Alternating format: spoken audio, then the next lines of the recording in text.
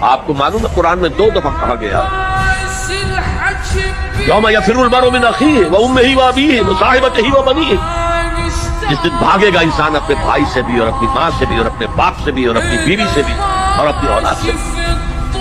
کیوں؟ نفسی نفسی نفسی نفسی نفسی نفسی، میری اولاد کو جھونک دو، میرے ماں باپ کو جھونک دو، میری بیوی کو جھونک دو، بیوی کہے گی میرے شوہر کو جھونک مجھے۔ یہی نفسی نفسی دنیا میں رہے آپ کی، مجھے اپنے آپ کو بچانا ہے سب سے پہلے، اور پھر مجھے اپنے سب سے پہلے آل اولاد کو بچانا ہے۔